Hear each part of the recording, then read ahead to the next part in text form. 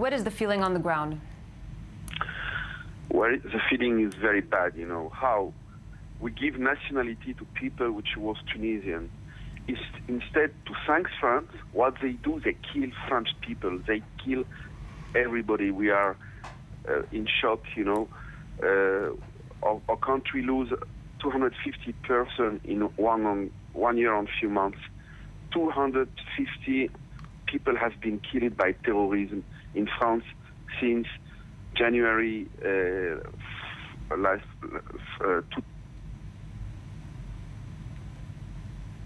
And it seems we've lost Amir Habib from Milan. We'll be back with him hopefully later today. I just want to talk about a couple of points here. I think one must ask why France, more than any other European country and out of the Western world, France has always been targeted. We've seen that Brussels was a target, but Brussels, one of the symbolic reasons why Brussels was a target, it's the de facto capital of the European Union. But France is involved in many areas in the Middle East and around the Muslim world and Africa.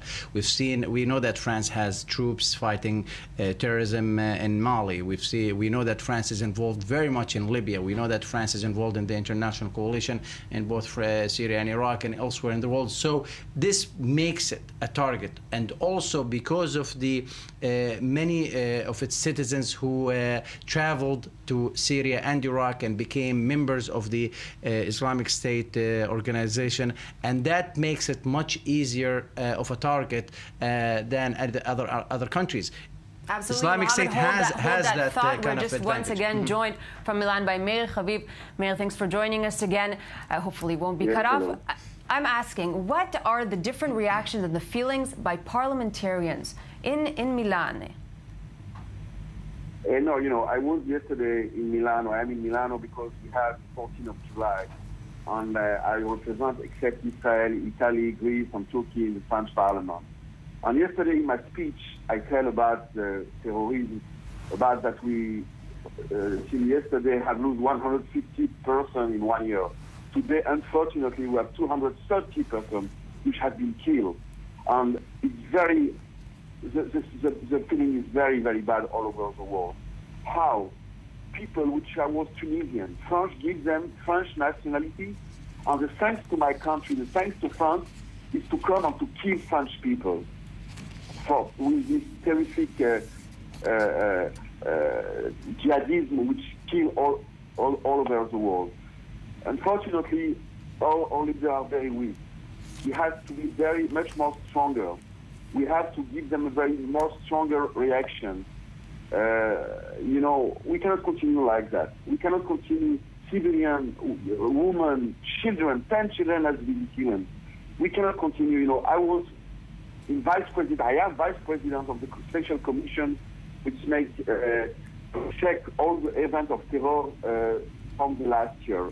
We brought last week conclusion 40 propositions. Unfortunately, already the government refused few on that. We have to awake. We have to stop the terrorism. We have to stop the jihadism. The terrorism, the jihadism which kill in Paris or in Nice is the same which kill in Jerusalem or in Tel Aviv. Exactly the same. When the French ministry, foreign ministry, Ayrault, former Prime Minister Jean-Marc Ayrault, meet 3 days ago in Lebanon, the representative of Hezbollah, is a very big mistake. He gives a prize to terrorism. Hezbollah is like Daesh. It's a terrorist organization. And I say, yesterday, in a meeting with Interior Minister Bernard Cazeneuve, that is incredible that the French foreign minister meets with a terrorist organization, which is the Hezbollah. It gives legitimation to, unfortunately, to terrorism organization. And from my point of view, the terrorism of Daesh, and Hezbollah, and Hamas, of Boko Haram, of Al-Nusra, it's all terrorism. We have to fight all terrorism all over the world. Mr. Habib, I'm sure that many fingers will be pointed following this attack, and especially knowing that in Nice there were many security cameras and the president of the region did ask for an emergency plan. We're now receiving reports that President Hollande and Prime Minister Valls have arrived in Nice. What do you think will be going through their minds today? Unfortunately, not many things, because if tomorrow Nice is okay, after tomorrow it will be Marseille, Avignon, Perpignan, Lyon, Bordeaux. And we cannot put billions of politicians. First of all, we have to fight the terror in the source of the terror. Where is the source? It's Syria, it's Iraq, it's Yemen, it's Iran, it's Lebanon. That the terrorism is not coming from nothing, from nowhere. We know from where it's coming. Unfortunately, as I mentioned before, the leaders of our world are very weak. Mr. Obama is very weak. The European leaders are very weak. And all the leaders who they don't take, except maybe Mr. Putin, who is quite strong against terrorism. I'm not a fan of Mr. Putin. He's quite strong against terrorism. But unfortunately, United States especially has been very, very, very weak in the last year. And today it's very late. Even France, President Hollande told me that he was agreed to make some strikes in Syria 3 years ago. And at the end of the story, Mr. Obama refused. After that, we passed the red line where Assad used chemical weapons. And today, we see the situation. Daesh is very strong. The Shiite organization is very strong. And unfortunately, civilians, French civilians, and European civilians and American civilians pay the price.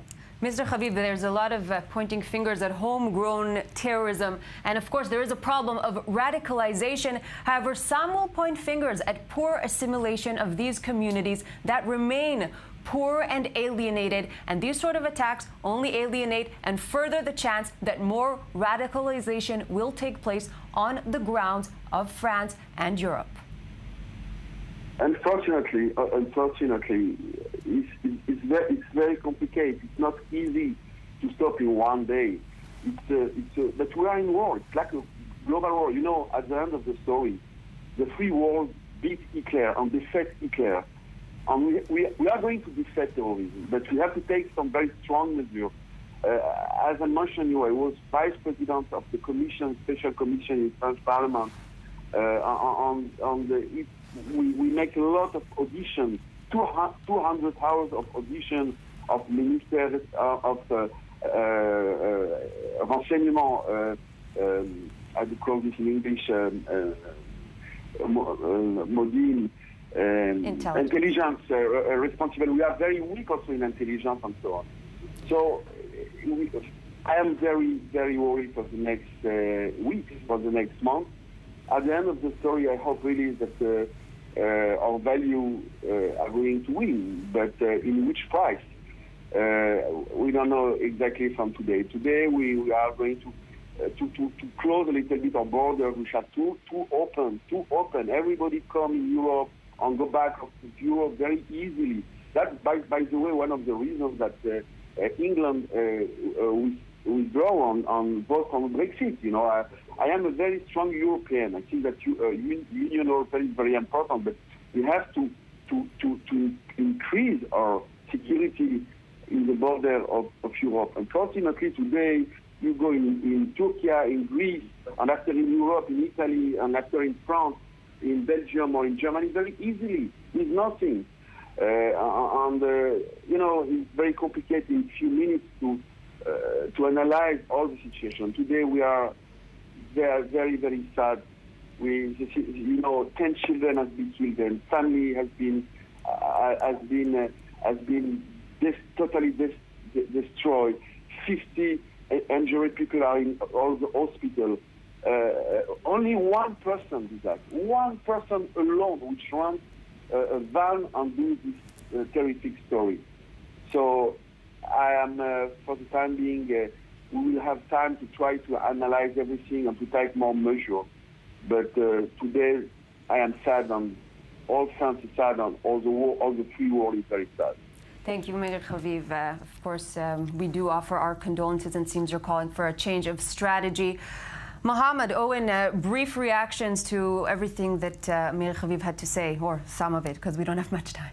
Well, to be honest with you, as long as we don't know the motives and the identity of the attacker, we can't really go out and claim any new policies. However, yes, there has to be more coordination between France, Europe, the United States, and the rest of the world. This is not a region problem. This is an international problem.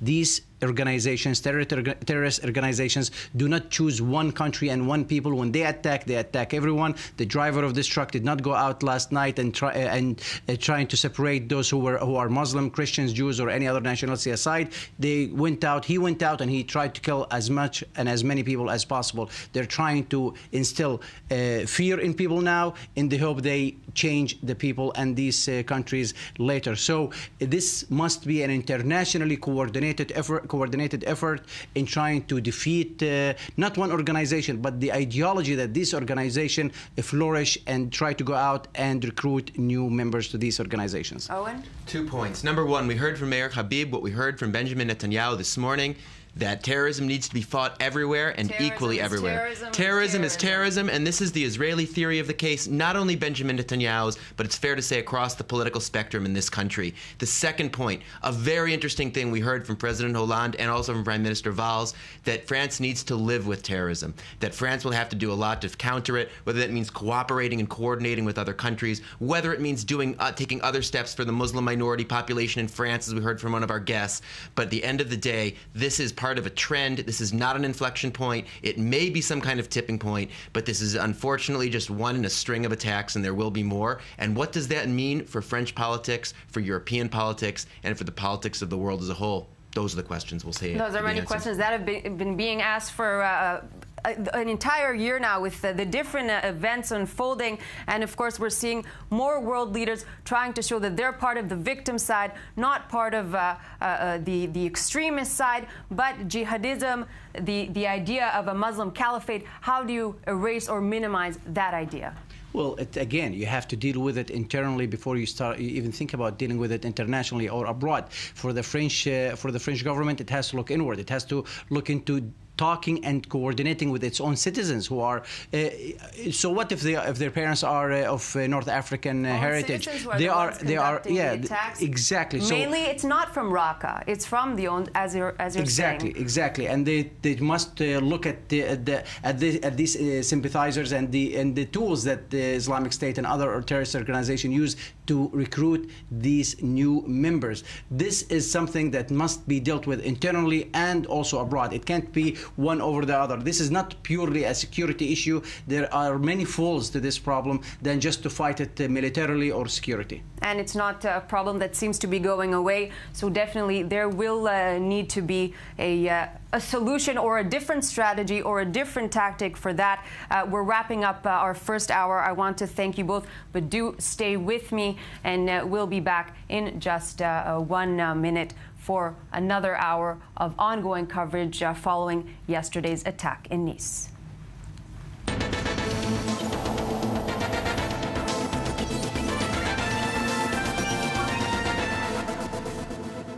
It's the de facto capital of the European Union, but France is involved in many areas in the Middle East and around the Muslim world and Africa. We know that France has troops fighting terrorism in Mali. We know that France is involved very much in Libya. We know that France are in shock. Our country lose 250 persons in 1 year and few months. 250 people have been killed by terrorism in France since January. What is the feeling on the ground? Well, the feeling is very bad, how we give nationality to people which was Tunisian. Instead to thank France, what they do, they kill French people. They kill everybody. Here, I think one must ask why France, more than any other European country and out of the Western world, France has always been targeted. We've seen that Brussels was a target, but Brussels, one of the symbolic reasons why Brussels was a target. January